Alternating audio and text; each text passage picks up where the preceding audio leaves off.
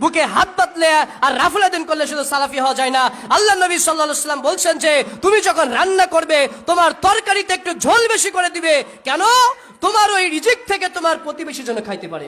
যে অসহায় খাইতে পারতেছে না, আপনার আমার পকেটে যদি 20টা টাকা ওর কাছে দিয়ে দেই, আপনার আমার কি খুব অসুবিধা হয়? আপনার আমার বাড়িতে যে চাউল রান্না হচ্ছে, আপনার আমার বাড়িতে যে ফকির যাচ্ছে, আপনার আমার চাউল থেকে যদি আপনি এক কোটা যদি চাউল যদি দিয়ে দেন, ওই ভাতে কিন্তু আপনার আমার কম পড়বে না। সম্মানিত উপস্থিতি, দুনিয়াতে কিন্তু আপনার আমার নিজেই খাবো, নিজেই চলে যাব, এজন্য কিন্তু আল্লাহ সুবহানাহু ওয়া তাআলা প্রেরণ করে নাই। কিসের কারণে তোমরা আজকে সাকার নামক এই জাহান্নামে এসেছো? তখন 6টা কারণের কথা উল্লেখ রয়েছে। তার মধ্যে একটা বলবে ওয়ালাম নাকু নুতঈমু তুআমুল মিসকিন, আমরা ফকির মিসকিনকে, আমরা মিসকিনদেরকে আমরা খাবার খাওয়াতাম না। সালাফি মানে আপনি আমি ভেবে নিছি বুকে হাত বাঁধবো, জোরে আমিন বলবো, রাফুলাদিন করবো, এটুকুই শেষ। আল্লাহ সুবহানাহু ওয়া তাআলা 29 নম্বর পারা 67 নম্বর সূরা সূরাতুল মুলকের 2 নম্বর আয়াতে বলছেন আল্লাযী খালাকাল মাউতা ওয়াল হায়াতা লিয়াবলুয়াকুম আইয়ুকুম আহসানু আমালা।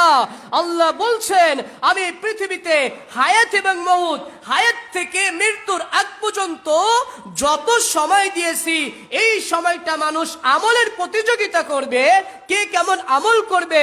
সম্মানিত উপস্থিতি, আর আজকে আপনার আমার মধ্যে বিন্দু পরিমাণ আমল আছে কিনা নিজের বিবেকের কাছে একটু প্রশ্ন করে দেখুন। প্রিয় ভাইরা আমার, প্রশ্ন করে দেখুন, যখন আপনার আমার সামনে একটি ফকির যাচ্ছে, আপনি আমি নাক ছিটকাই, অথচ সে ব্যক্তি যে অসহায় খাইতে পারতেছে না, আপনার আমার পকেটে যদি 20টা টাকা ওর কাছে দিয়ে দেই, আপনার আমার কি খুব অসুবিধা হয়?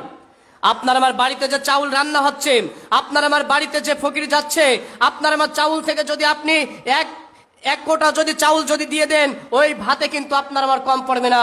সম্মানিত উপস্থিতি, দুনিয়াতে কিন্তু আপনার আমার নিজেই খাবো, নিজেই চলে যাব, এজন্য কিন্তু আল্লাহ সুবহানাহু ওয়া তাআলা প্রেরণ করে নাই। সম্মানিত উপস্থিতি, আল্লাহ নবী সাল্লাল্লাহু আলাইহি ওয়াসাল্লাম বলছেন আমি তোমাদের যে রিজিক দিয়েছি, সেই রিজিক থেকে তোমরা ব্যয় করো।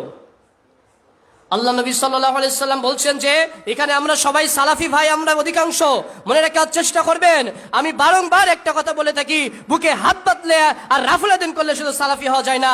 আল্লাহ নবী সাল্লাল্লাহু আলাইহি ওয়াসাল্লাম বলছেন যে তুমি যখন রান্না করবে তোমার তরকারিতে একটু ঝোল বেশি করে দিবে, কেন? তোমার ওই রিজিক থেকে তোমার প্রতিবেশী যেন খাইতে পারে। আমরা কি করি? রান্না করি, এমন ভাবে রান্না করি যে দেখা যাচ্ছে মাঝে মধ্যে দরজা এমন ভাবে বন্ধ করে রাখি যে, বা এমন ভাব না যে আমার বাড়িতে রান্না হয় নাই, প্রতিবেশী খেয়ে না খেয়ে মরল কিনা কোশ্চেন কালেও আপনি আমি তাকাই দেখি না, আবার দাবি করি আপনি আমি সালাফি।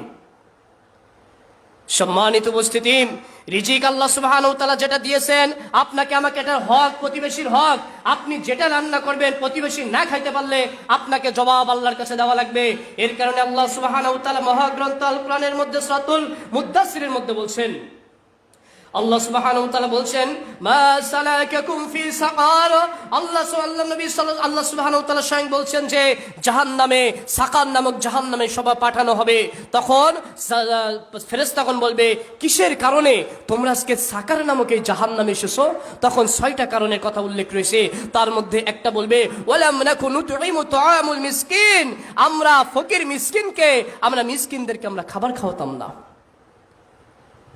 আপনার যে রিজিক ছিল, এই রিজিক থেকে আপনার কোনো দায়িত্ব নাই। আপনি ভাবতেছি, আমি ভাবছি যে আমার প্রতিবেশী বা ওই মিসকিন মানুষ কিছু খাক না খাক, আপনার আমার মাথায় এটা নাই। কিন্তু ওই ব্যক্তি, এলাকার ব্যক্তি, ওর মধ্যে আপনার মহল্লার মধ্যে 40 গজের মধ্যে, বা এখানে ইমামরা যে কথাটা বলছেন, যারা মুহাদ্দিসরা ব্যাখ্যা দিয়েছেন, আপনার আমার যারা এলাকার মধ্যে যারা রয়েছে 40 গজ কেউ কেউ বলেছেন, এবং ইমাম শাফি রাহিমাহুল্লাহ বলছেন যেটি আপনি যে চিল্লাবেন, চিল্লানোর আওয়াজ যতটুকু শোনা যাবে ওইগুলো আপনার আমার প্রতিবেশী। মনে রাখার চেষ্টা করবেন, তাহলে প্রতিবেশী যদি আপনার আমার না খেয়ে থাকে, তাহলে আপনি আমি কিন্তু যাবো সাকার নামক জাহান্নামে। সম্মানিত উপস্থিতি, মনে রাখার চেষ্টা করবেন। এজন্য দায়িত্ব নিয়ে খোঁজ নেওয়ার চেষ্টা করতে হবে আপনার আমার।